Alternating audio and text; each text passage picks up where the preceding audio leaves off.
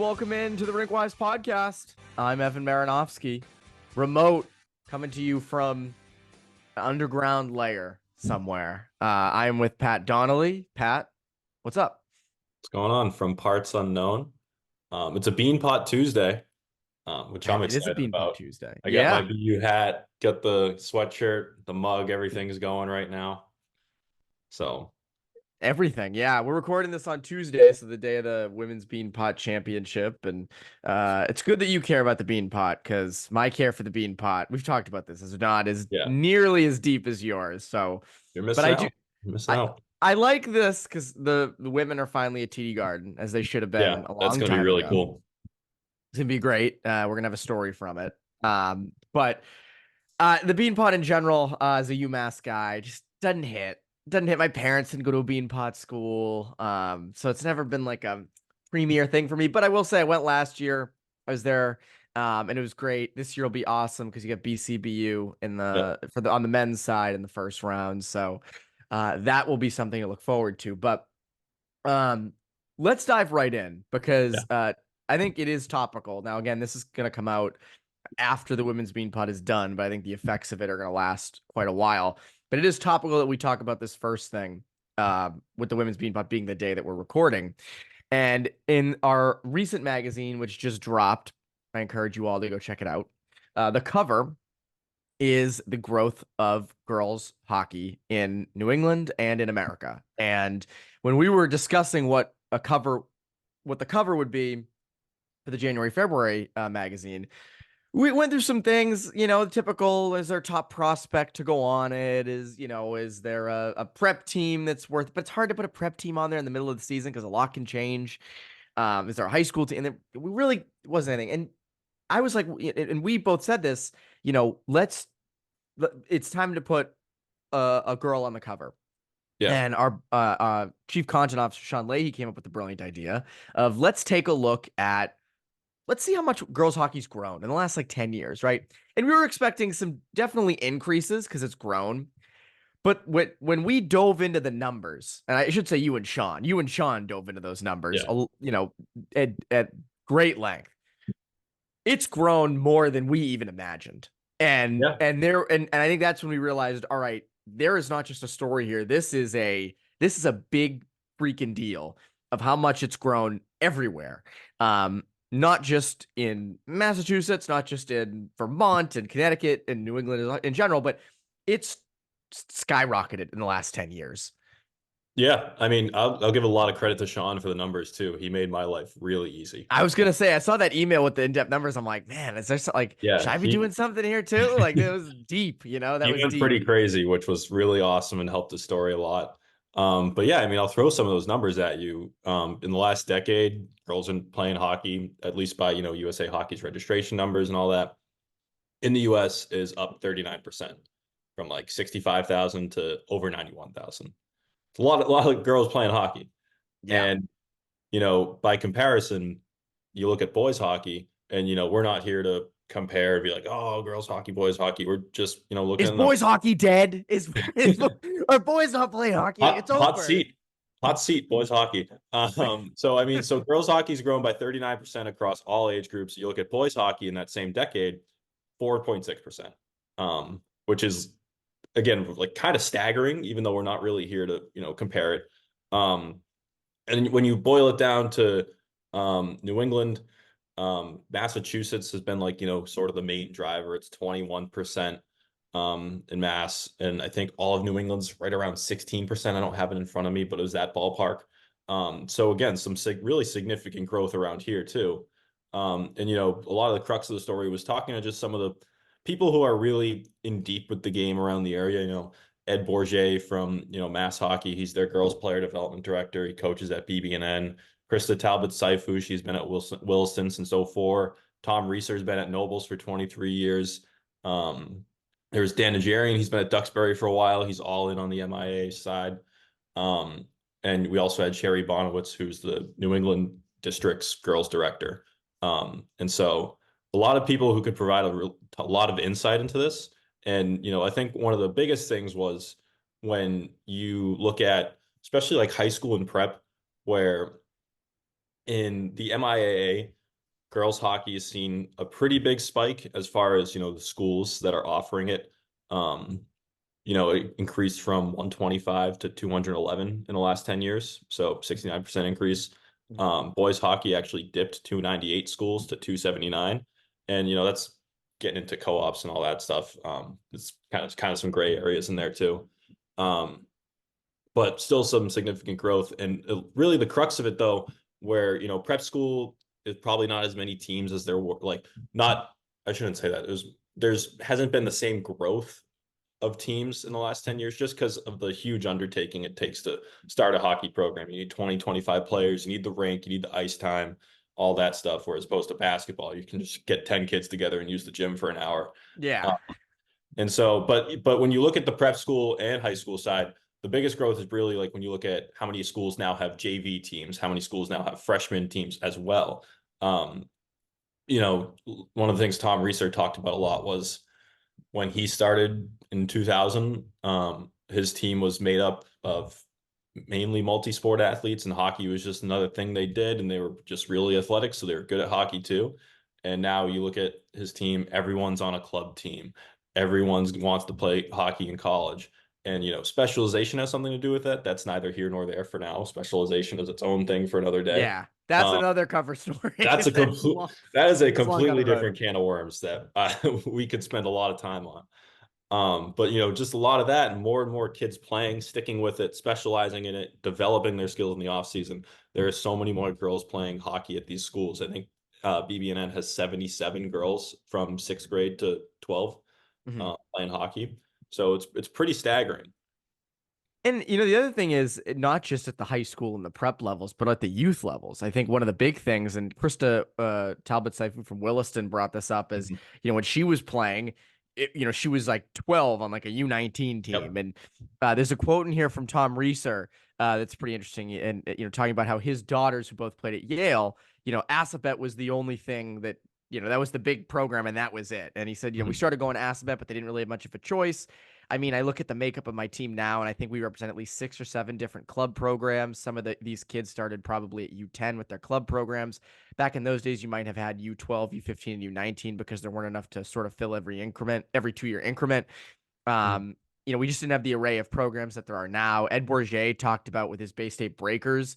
You could probably make 2 or 3 teams just full of girls in the mite program. Like, Yep. To me, I like. That's staggering because I know, like, when Yep. my sister was coming up, that even just less than 10 years ago, that wasn't the case. It was hard to find good in-town girls teams, and they just clump them together. And now so many are playing that you have all these options. Players don't just have to go to Assabet. They can go to Assabet, but they can also go to the Eagles, or they could go to the Breakers, or a ton of different teams. And I think just those offerings have helped. And in terms of getting girls to play, we dove into this a little bit in the story. In terms of just getting girls to play hockey, not, obviously once they're there are teams, but just getting them to put a pair of skates on. Yep. What did you find were some of the answers you got from people in terms of that? Yeah, and just one more on the youth teams. That's where we've seen the biggest growth is the 6U level, 7 to 8. And those kids where you look at where those numbers were 10 years ago and where the numbers for, say, the 18-year-olds now, they've stuck with it. So that's pretty cool to kind of track that a little bit loosely.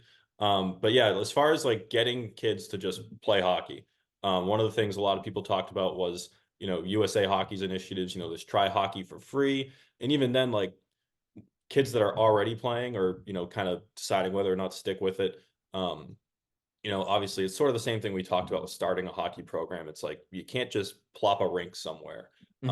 It's just such a huge undertaking.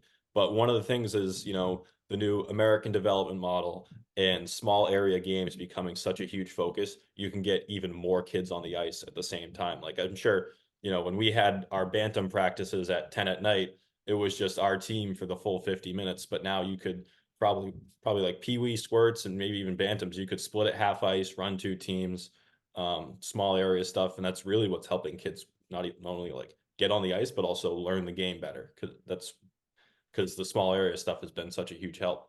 And it's more fun for kids because you're touching the puck more, and there's more Yep. contact. And, if you have a 3-on-3 drill along the boards, you're touching the puck, every couple seconds. Whereas if you do, even a in zone 5-on-5 or something like that, or you do a full ice on 5, you're not touching the puck as much as Yep. that. And you even see, I think I'm correct on this.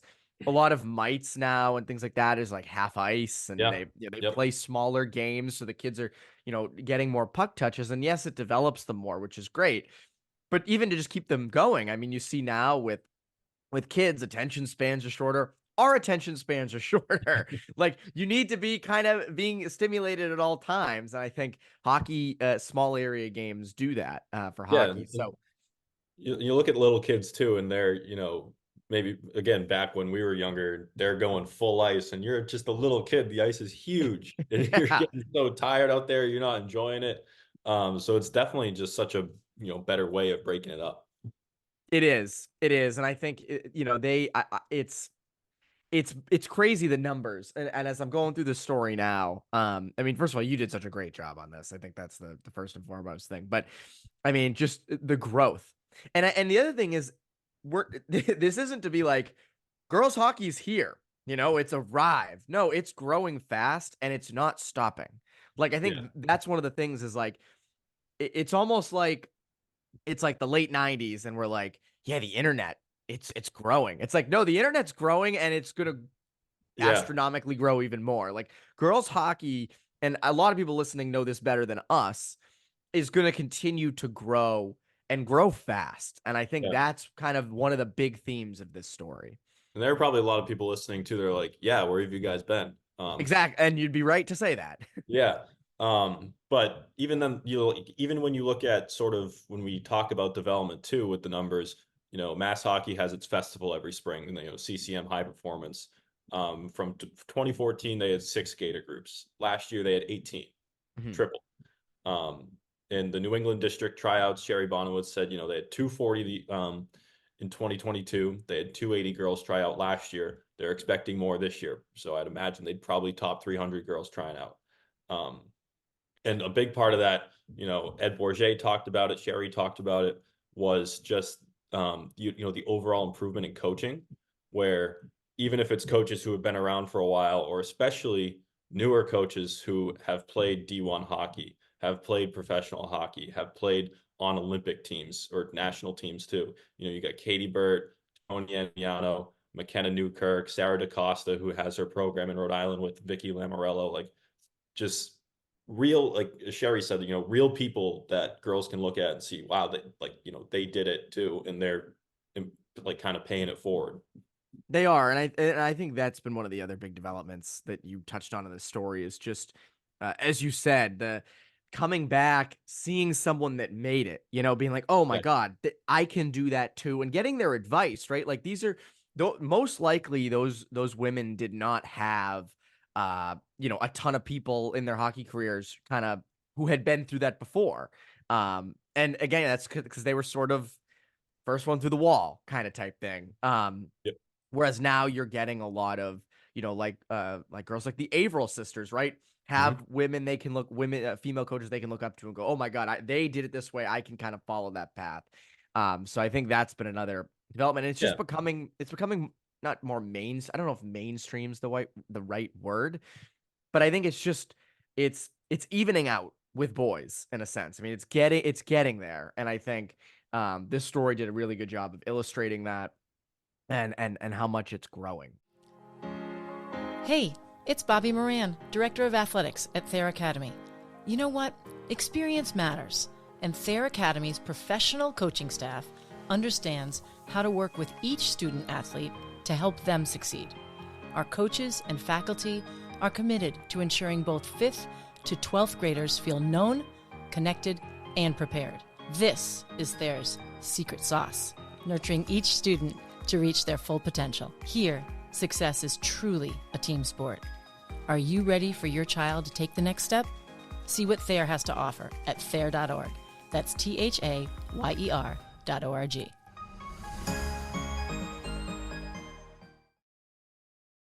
Do you want to skate fast, For 50 years, Laura Stam instructors have taught youth players to pros how to skate correctly, powerfully, and fast. Players who attend Laura Stam power skating programs learn how to skate fast by learning how to execute every maneuver in hockey. They become powerful, stable, efficient, and explosively fast skaters. If you can't wait for a clinic, join our subscription skills video service, and we'll show you the skills taught at our clinics in an easy-to-use video format with training plans to guide your training. Register or subscribe now at laurastam.com. That's LauraStamm.com. You can learn to skate fast. Prepare for the next level at Cushing Academy. Coach Pearl here, varsity boys hockey coach at Cushing Academy. If you're looking for the complete boarding school experience that combines elite level boys and girls hockey and a huge range of classes, look no further than Cushing. With a program that has produced more than 70 professional and Olympic athletes, there's never been a better time to prepare for the next level with the Penguins. Visit Cushing.org to register for a tour of the Cushing campus today. Roll Pens.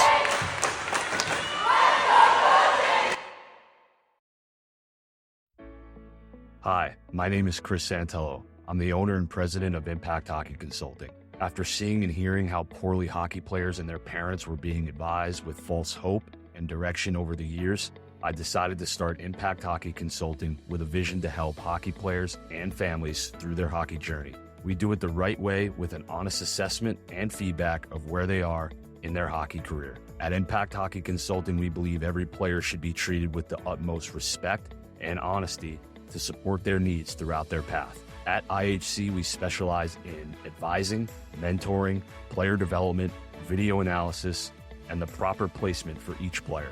I welcome all RinkWise listeners to reach out. I'm eager to hear from you and learn more about where you are and want to be in hockey. Please visit our website, impacthockeyconsulting.com, to set up a call today. Do you have any leftover thoughts from this? Like, were there any things that really surprised you in this story? I don't think anything that really surprised me. Maybe just some of the, the numbers at high school, boys decreasing a little bit, and like at least in mass, and then especially just the spike that girls had. But I would also just say, like, further on, where this is going, like, you look at the U18 World Championship team for Team USA that just won gold. 11 skaters were from New England on the initial roster. Speaking of the Avrils, Yes. you got the Women's World Championships coming to Utica, just a couple hours away. That kids from this area can go see high level athletes play and probably play in the gold medal game against Canada, which is it doesn't get any better than that in women's hockey. And just like just the I guess immediate kind of splash that the PWHL's made around here too. Just where it's going is going to be pretty cool to watch. It is, and I think that's the fun part, is that it even like women's bean pot going to the Garden, like that should have been done a long time ago, but it's here now, and I think it's obviously a really good thing, and so I think it just illustrates. And then the other thing is, girls youth hockey players in the area can go to TD Garden on Tuesday night, where they've already went, and see women playing on the biggest stage. Like, I think that says a lot. I think it's also good for young boys to see too, of like, oh, that's just how it is, and that's how it should be. So I think this is a fascinating story. It's funny, when we finish up recording this podcast, we have to go look at it in the back end and put it online. I think that's our biggest thing, but it'll be out by the time this podcast is out. So phenomenal job on that, Pat, by the way. Yeah, thank you. One more on the bean pot too is like, these girls and other players coming to see it on the Garden Ice. It's like, I know you weren't really much of a bean pot goer when you were growing up, but like when I would go or my friends would go, and like, you hear kids at BU, BC, Northeastern, Harvard being like, yeah, I wanted to play at a bean pot school. Like I, grew up seeing kids play on the Garden Ice, wanted to like, thought it was so cool, be like them and all that. Like that's something that young girls can now see too, which is amazing. 100%. And I like on the boys recruiting side, I hear it all the time from kids and from coaches. It's like kids who grew up in the area want to play in the bean pot. And I think it's just because you go as a younger kid, and it's a big freaking deal to play at the TD Garden. Like it's the biggest deal. And I think that's a huge thing for the boys. And now I think it's going to be a huge thing for the girls. in this area wanting to go to BU and BC and Harvard Northeastern to play in the Bean Pot. UMass has to get a women's program like tomorrow. That needs to happen. They don't need to be in the Bean Pot. They don't need to be in the Bean Pot, but they need to get a women's program. Anyways, so that's that. We'll get into girls prep in a little bit. We'll do a quick little boys prep here. So I put Brunswick back in as my number one team. First time all year they've been number one. So first of all, props to them. Kimball Union lost to Stansted College, so they moved down to 2. Brunswick is about to go into a tournament up at St. Andrews. So that's going to be very difficult against teams like Culver and obviously St. Andrews College. So we'll see if they stay at number one. But I mean, again, I think Brunswick has all year proven that they are a top team, and now they're number one. And the Gibbons-Giles connection on the top line has been huge. Will Baker's been solid in net. So to me, Brunswick, kind of the beat goes on with them, and they play a very tough schedule. They play a really tough schedule. They play a lot of games. It's intensive. So kudos to them for being number one. And then one other team that went up a lot in my rankings is Salisbury.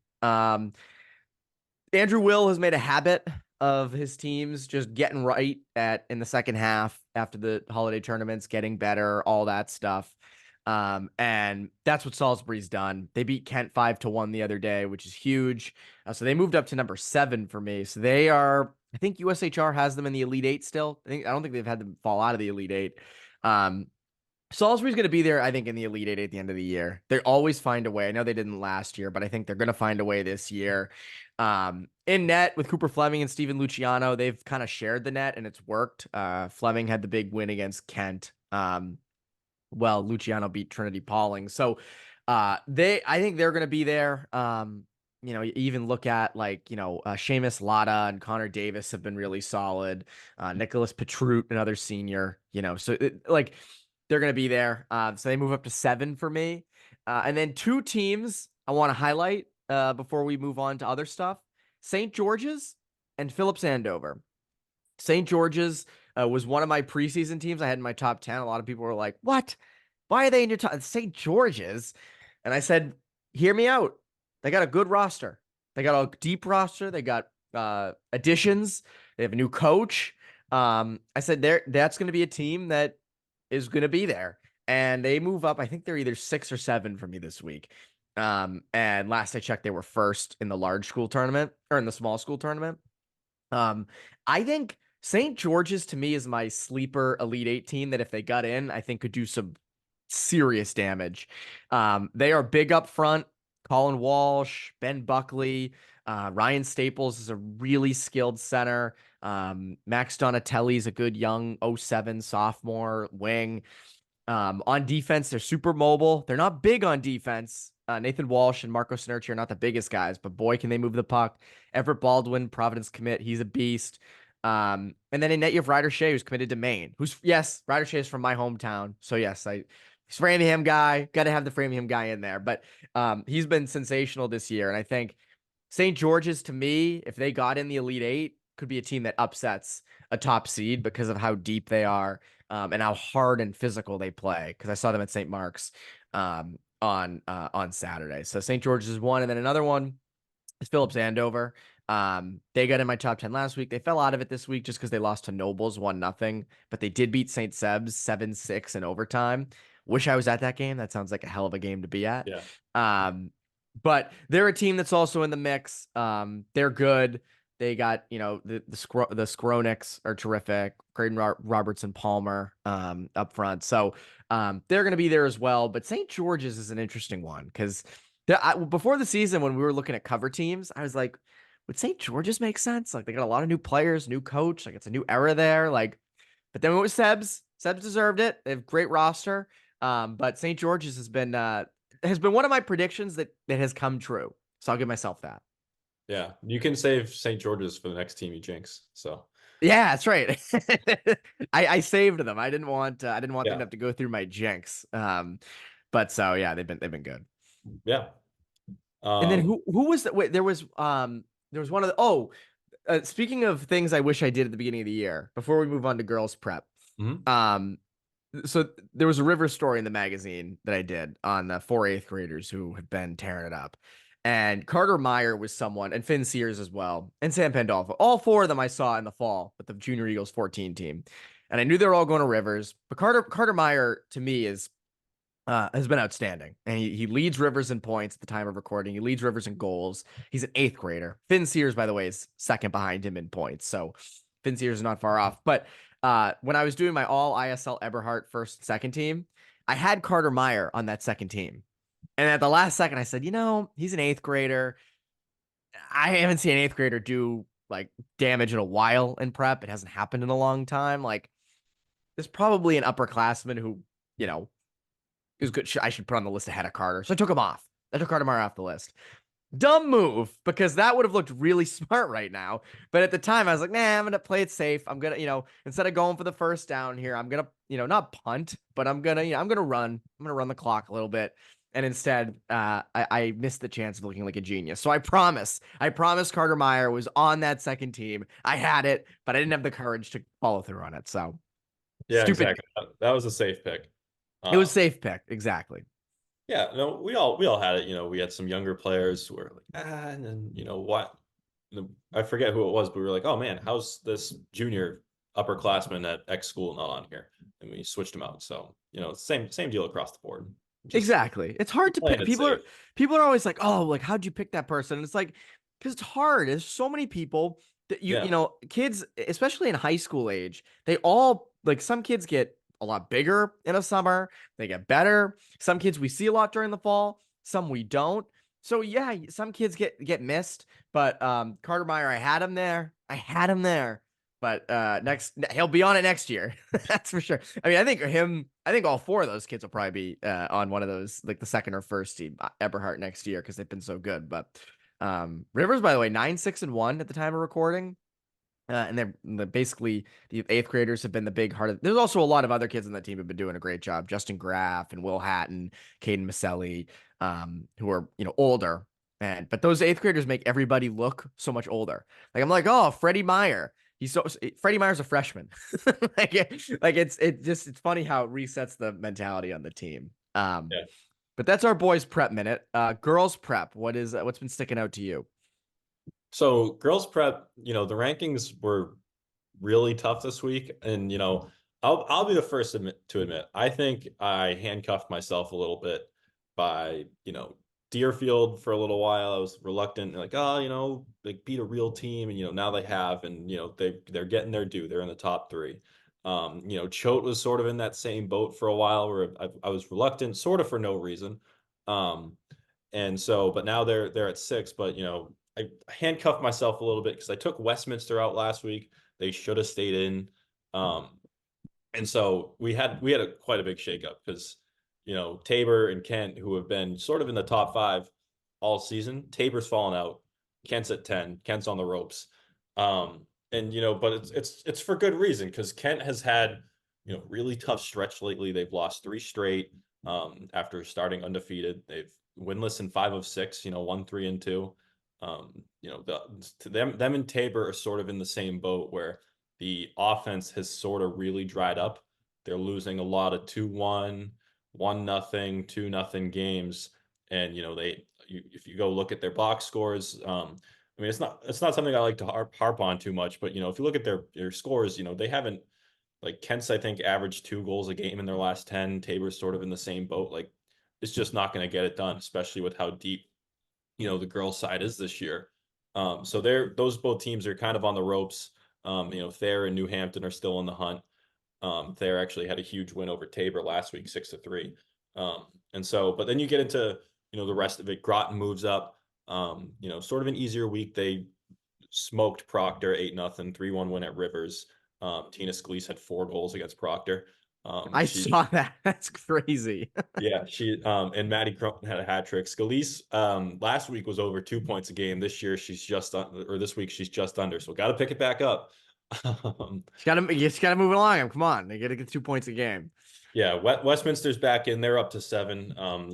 Couple really resilient week for them. They were on the ropes in overtime against Millbrook, won 4-3. They beat Portsmouth Abbey in overtime 1-0, and then they just took care of business against Hotchkiss 3-1. So, a lot of good to see that resiliency, especially heading into a pretty big rematch with Williston this week, who they tied at the Harrington tournament. You got Choate, lost to Deerfield, bounced right back against Canterbury 7-2. Their top headliners, Nora Morris and Caroline Holm, have been leading the way the whole way. They had another big week. Then Phillips Andover's back in the top 5. This is more of a potential type of pick, because I think this is a safe bet, though. I was reading this. I don't think this is crazy. Because now they got all the kids back. And they were really kind of struggling for a little bit. They lost 3 of 5, but they didn't have Molly Boyle. They didn't have the Averils. And now all 3 of them come back. They win 5-0 and 7-0. I mean, just it kind of feels like all is right again with Andover. So I think, especially, their upcoming schedule, which I noted in the rankings, they have this week, there's BB&N and Deerfield plus Cushing.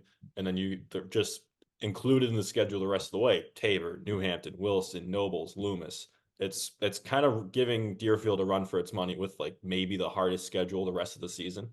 So I mean, it could not be at a better time that they get those 3 players back. You get into the top 4, Wilson and Nobles. We've gone at length about how good those 2 teams have been this year. But then you have Deerfield and Loomis flipped. So Deerfield's at 3 and Loomis is at 4 now. It's nothing against Loomis. Deerfield's just been that good.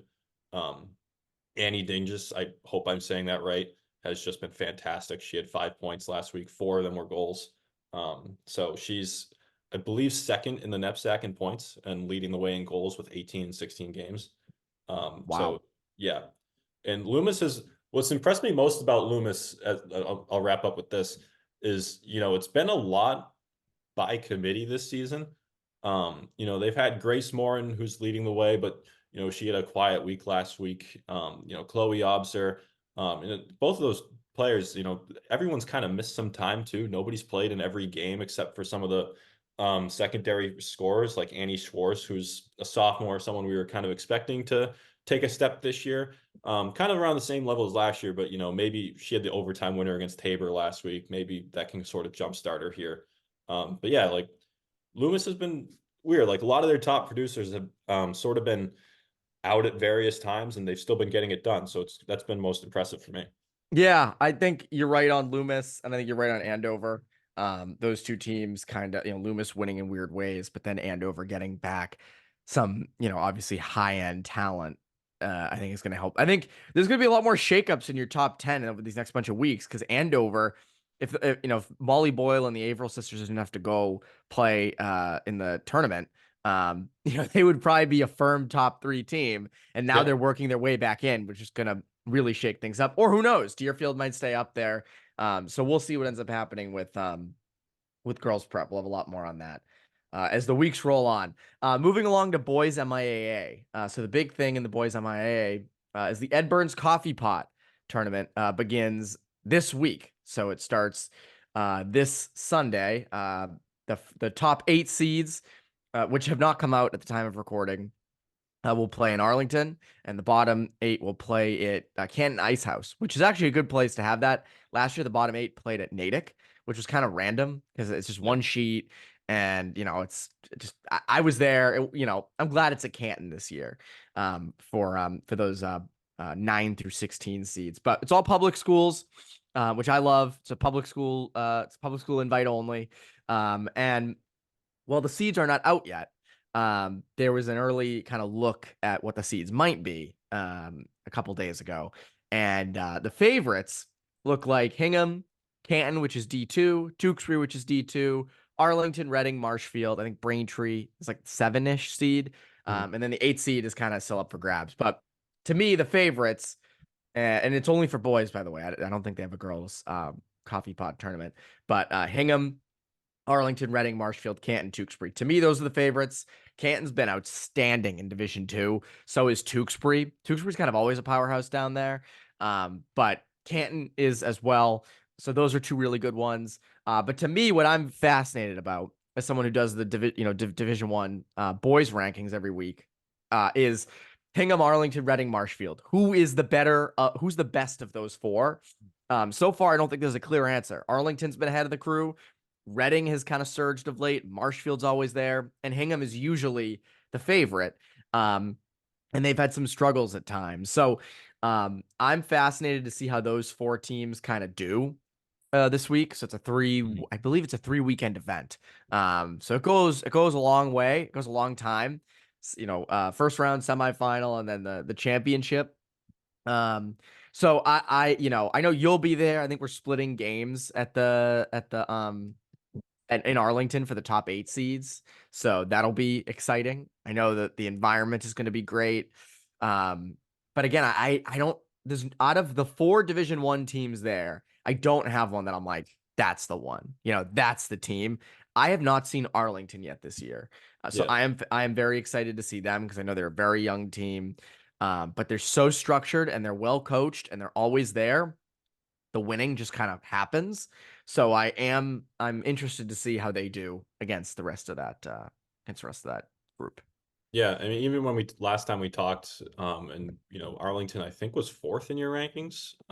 Yeah, they've gone down a little bit, but they're still in amongst 5. the area. But just sort of the way things have changed pretty quickly. Reading leapfrogged Arlington, and then Marshfield and Hingham are obviously still hanging around. It's going to be really interesting to see, especially we were giving Arlington a lot of flowers, and they deserved it. And then time to prove us right, help us look a little smart here. Exactly. I wouldn't mind that. So that's boys MIAA. That's the big one this week. Girls MIAA. You were at the Burlington game this past weekend, and Burlington, my God, they are on a freaking roll. Yeah, Burlington. I haven't done my rankings yet this week. Those will be out later this week at the time of recording. They're maybe the hottest team in girls MIAA. And they're going to be making a pretty significant jump in the rankings this week. They've won 5 in a row. They're 9-1-0, at least as of Saturday. And you look at it, I think 3 straight have been shutouts. Issa Fisher's been nasty just lately. And especially, they were coming off upset. It's tough to call it an upset just because, the top 10 in the MIA is just so good. But they beat MC, who handed them their only loss this season last month. Sorry about that. And then they go right in. They go on the road to Hingham, snowy Saturday afternoon, at the Pilgrim Arena, which is, I texted you, total dive bar. It was awesome. It is. It's a good rink. Girls are coming by the way, playing there was never fun because they're on top of you. The locker rooms are tiny, but it's a good old barn, Yeah, and Hingham's coming up and down the stairs to go onto the ice. It was honestly really something to see, because I had never been there or played there before.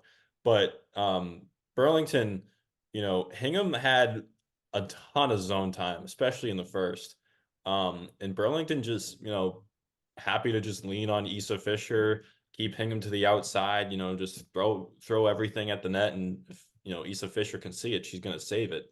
And Sophia Cleary, who's in 7th grade, scored the lone goal for Burlington. Burlington, I was surprised to see how young they are, because I didn't really a little tough to find rosters sometimes, and finally tracked one down.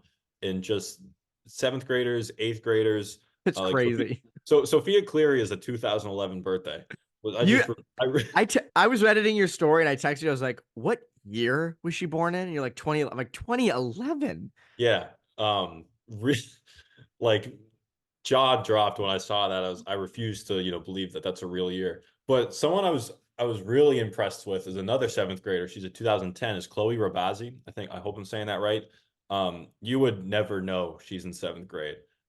Whether it's her size, poise, the way she's on defense, and really offensively minded blue liner, and not afraid to make plays or be aggressive, which is super impressive for a younger player playing on the varsity. In the first, as I said, it was all Hingham, but there was, I want to say it was 2 minutes, and it really, it sounds like it's exaggerating, but Burlington had it had to have been like a 2 minutes of elapsed time shift in Hingham's zone. And it all started because Chloe Rabazi, jumped in front of a forward on Hingham's breakout, picked off the pass, and then just, bought a bunch of time below the dots as kind of Burlington got set up. And then they just went to town, forechecking, getting some chances on Hingham. It didn't lead to anything, but it's kind of like, all right, Burlington might not, just completely roll over here, which they didn't. And, later in the game, just when Hingham's trying to make a big push, face-off scramble, Conley picks the puck up, skates it out with possession. I was really impressed with just her confidence with the puck and, just making her ability to make reads at the right times and to jump into the play. Yeah, I was reading that Burlington, has been so hot. To see them beat Hingham like that was impressive. And I think, you just gotta hope do they play Wednesday night? Because your rankings come out, I think, Thursday. I believe so. You gotta hope they win on Wednesday so we can keep the word that they're gonna continue to rise in the rankings. But yeah, I'm fat. I mean, it's funny. I think we've said this before. The cool thing about the MIAA, especially girls, is you'll see just some crazy stats. And you'll see 7th and 8th graders out there making a difference, and being standout good players. And the fact that Burlington has a couple is crazy, and that they're as good as they are. So Burlington's going to be a powerhouse in future years, which will be good to see. Are you ready to elevate your game and education? The New Hampshire Mountain Kings program is a new and unique hockey experience located in central New Hampshire. The ownership group operates the newly renovated Tri-Town Ice Arena in Hooksett, New Hampshire. The arena is the home of the North American Hockey League New Hampshire Mountain Kings as they compete in their inaugural season. The New Hampshire Mountain Kings Academy and Mountain Cat Academy were created with a desire to enhance the typical hockey academy experience for both male and female participants. In 2024, the Mountain King Academy will have teams competing at the U14, U15, U16, and 18 levels, while the Mountain Cats will compete at the U19 level. The students will attend school in person at Bishop Brady High School and stay in secure dormitories with meal plans at NHTI and Concord, New Hampshire. For information on how to become a Mountain King, contact them today at info@nhmountainkings.com. Again, that's info@nhmountainkings.com. Do you want to become a better hockey player this summer with Paul Vincent Hockey? Since 1972, Paul Vincent, currently the head skills instructor of the Florida Panthers, has been developing NHL and college hockey players. Paul Vincent stands by his saying, there's always room for player development. Players such as Patrick Kane, Jonathan Taves, Keith Yandel, Matt Grzelcyk, Patrick Sharp, Adam Oates, and many more have trained with Coach Vincent and his staff and have outstanding results. Join Paul Vincent this summer at one of his 4 Massachusetts locations, Canton, Saugus, Middleton, and Falmouth on Cape Cod. To reserve your spot today, go to pvhockey.com or call 978-807-4070. That's pvhockey.com or call 978-807-4070. Paul Vincent is ready to get back to work this summer. Are you? For over 20 years, Eric Nate's Euro Hockey has been helping hockey players of all ages develop their individual skills and improve on all aspects of their game. Through structured drills and innovative training equipment, Eric Nate's Euro Hockey's intense on-ice instruction challenges each student to be the best at their ability. Find a hockey clinic or summer camp that is right for you today at nateshockey.com. That's N-A-T-E-S hockey.com. Eric Nate's Euro Hockey, train to be the best. Prepare for the next level at Cushing Academy. Coach Pearl here, varsity boys hockey coach at Cushing Academy. If you're looking for the complete boarding school experience that combines elite level boys and girls hockey and a huge range of classes, look no further than Cushing. With a program that has produced more than 70 professional and Olympic athletes, there's never been a better time to prepare for the next level with the Penguins. Visit Cushing.org to register for a tour of the Cushing campus today. Roll pens. We kind of covered everything. We did the cover story, the special report. We did boys prep, girls prep, boys MIA, girls MIA. Pat, that means there's only one thing left. And that means we got to go do overtime with our good friend, our producer, David Yaz. Thank you, Evan. Yes, it is time for overtime, where we regale our listeners and our panelists here with 3 questions that they are unprepared for. Let's do it. Overtime. All right. First question for overtime. Evan, I think I feel like picking on you, so you're first. Let's do it. Have you ever thrown your hat on the ice to commemorate a player scoring a hat trick? If so, No. what hat, and do you miss it? No, I haven't. It's a boring answer, and I kind of just gave it away before you finished the question. But I never have. Have you ever brought a hat to a hockey rink with the thought that it could be thrown on the ice if necessary? I have thought about it. When I was little, my dad would, when we go to Bruins games, my dad would always have a hat on. And so I'd be like, you're throwing that. I don't care where you're throwing that. And because you're a kid, you don't know. And then as I've gotten older, it's like, oh, I like that hat. And I'm sitting far away from this. $40. Yeah, exactly. Like I'm sitting far away from like if I go to a Bruins game and there's a hat trick, which happened this year, I would rather I think it's 15% off hats in the pro shop. Mhm. So I'd rather hold on to the hat and buy a new one for a discounted price, which I guess I'm playing right into their hand, but Right. I never have, and I haven't either at like a high school game or anything as a joke. But maybe I need to start doing it. How about you, Pat? I have not. I've been tempted. In high school, went to a couple of games and I had this kind of crappy CCM hat. And, I should have thrown it for one hat trick I saw, but I didn't. The one Bruins game I went to this year as a fan was Charlie Coyle's hat trick against the Islanders. And, you're up there with your friends. Everyone's feeling good. You're like, I'm going to throw it. I'm going to do it. But then you're in the nosebleeds and it's not going to go anywhere. It's not going to reach it. So then you just lose your nice hat for nothing. So I haven't done it, but it would be pretty fun, especially if you are close enough to reach. Good answer. Good answer. Question number 2. And Pat, you get to go first on this one. If you won a contest and got to sit rinkside at Game 7 of the Stanley Cup Finals, and you are afforded one more privilege, you get to pick from one of these 3. Drop the ceremonial first puck, bring out the Stanley Cup as one of those guys wearing the white gloves at the end, Wow. or drive the Zamboni. Oh, bring out the cup. Bring out the cup? Okay. Yeah, Why? Just, the pageantry of it all. And, every year when you're little or even now, you're watching on TV, you see those guys coming out. It's like the coolest thing ever with the white gloves. And you're just getting ready for whoever the captain is to come over and just go bananas with it. That'd be really cool. I love how the guys bring it out wearing white gloves ever so delicately, and then 2 weeks later you see pictures in some trashy bar with players sucking beer out of it.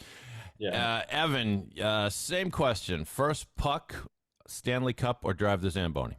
Stanley Cup. That's an easy one. I think it as Pat said, it's a legendary thing. You get to walk it out. My only worry would be like if I was doing it as like I won it, like it's like a once and I do it once, like it's not my full-time job. I'd be a little worried that I'd like trip and fall as I walked out with it. Like that would be or drop it. Like that would be a legitimate worry. It's like, oh my God, there's millions of people watching. I can't mess this up. I would be a little worried about that. Driving the Zamboni would be funny just because but that's any game. And then ceremonial first puck would be cool. But taking the cup out would be sick. Yes. Well, as it is written in the book of hockey, if you ever drop the Stanley puck, you have to go to the penalty box for life or something. All right. Instead of a traditional third question, I have some trivia.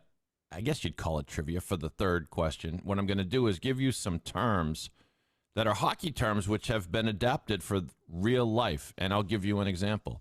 If I say someone has, someone sits down at a blackjack table and wins the first 3 hands in a row. They've done 3 good things in a row. You might say that they've recorded a hat trick. Hat trick is correct. Correct. Let's get our ding sounds right.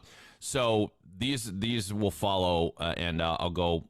You guys will take turns on this. So Evan, you get first. What hockey term am I describing here? When life is so easy through no actions of your own. For example, Jim only got that job because his dad is a big deal at the firm. His whole life is a blank. This one's kind of hard. Well, the first term that came to mind is like cakewalk, but that's not a hockey term. No. But so I wasn't like I said the first thing that came to me. All right, fine. I don't have a hockey term for that. Pat, do you have it? I don't. No. Okay, I might we were be looking grasping for this. empty net goal. His whole life is an empty Oh. net goal. That a works. That's a hard one. That's a hard one. All right. Pat, this one goes to you. A single man or woman is invited by a friend to a bar or a party with an unacceptable male to female ratio. Oh, Sandy, I can't believe you brought me to this party. I'm calling a blank on you. Hockey term. Bar or party. Too many with men penalty. We'll get, yes, exactly. Too many men on the ice. That's what we were looking for. Good. That's a good one. All right. Evan, I don't know if you get this one, but it's my absolute favorite. A loving married couple decides it is time to have a baby. So, of course, they begin to refrain from using birth control. You might say they are doing what? They Pat's got it. they're they're not taping their stick. No. Great guess, but no. That should count. That's got to be it. We'll give you half credit. Pat, do you have it? They're pulling the goalie. They're pulling the goalie. That's what we were looking for. But Evan gets points for creativity. I was say that was pretty good. All right. Good. Pat, simple one. To ignore or exclude someone, you might say you're doing what to them? Hockey term. Icing them out. That's right. Very Ooh, good. that's a good one. Yeah. Pat's on fire. All right. Evan, I think you'll get this one pretty easily. Don't overthink it. Having an intense conversation with someone on Facebook. That might be called a... brawl, fight, one of the two. Oh my God, terrible at this. I'm bad. This is hard. It's on Facebook. Pat, you got it? I don't get in Face Facebook off. fights. Oh, Pat's right, face off. damn it. It was that I last. should've got It was that last emphasis on Facebook you had. You got it from me. And you said Right. don't It's like overthink it, and I coach's still challenge or overthink something. You overthought it. I still All right, overthought final it. one for you, Pat. To draw, this one's kind of hard. To draw unwanted attention to yourself or another person, usually when committing a criminal act or trying to get away with something shady. For example, if you drive past the police station again, you're just going to be blanking yourself. Hockey term, or at least it refers to a something in hockey that is meaningful. Shafting yourself with the shaft of a stick. No. I don't know. I'm just like That's I not a really bad overthought that one. Evan, you got a guess? I mean, If you're you going do, past the yeah, you repeat might it? be drawing attention to yourself, which would place all focus on you, like you are such a spectacle because everyone's looking at you because that's a hard one. We yeah, were it's looking like for- you're on a breakaway. No, we were looking for red lighting. If you're red lighting yourself, so that's a hard one. That was a hard one. So, you know what? In a manner of speaking, you're both winners. But to be more accurate, Pat was the winner. But nevertheless, you both did remarkably well. In overtime, thanks for playing. Back to you, Evan. Yeah, that was good. I think I got my answer of taping the stick. I think was the most creative. I think I get points for that. But yes, Pat. Yes, I'm going to spend the rest. I'm going to spend the rest of the day deciding whether I need to remove that from the podcast. But maybe we'll leave it in. Right. I mean, it's a hockey podcast, so yeah, they're adults. Yeah, they sure. can hear it. Sure. Anyways, yeah, that's been RinkWise. We got a lot coming up. Obviously, rankings all the time, top prep performers, game coverage. Stories. I have one coming down the line. I don't want to give it away, but I have one coming that I think a lot of people are going to enjoy. It's an inspirational story. That's all I'm going to say. You'll know it when you see it. Pat, do you have anything that you're working on that you're particularly like, oh, people should go read this? Definitely go read the girls hockey story. That's Please coming do. up after we record this. We got new girls prep rankings that we talked about. Girls MIA coming this week. As far as games, I got St. Mary's and Malden Catholic on Wednesday. I'm really excited for that one. And trying to figure out the weekend schedule. If I can, I want to get to Andover against Deerfield because it's really the only time I'll get to see Deerfield in this neck of the woods, unless I want to drive an hour and a half away. Yeah, that's right.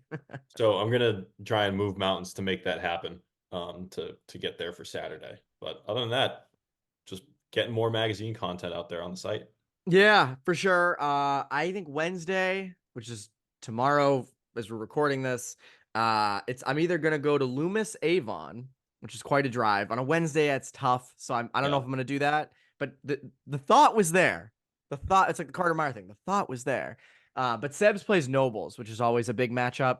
That's an easy one to be like, you know what, I'm probably gonna go to that.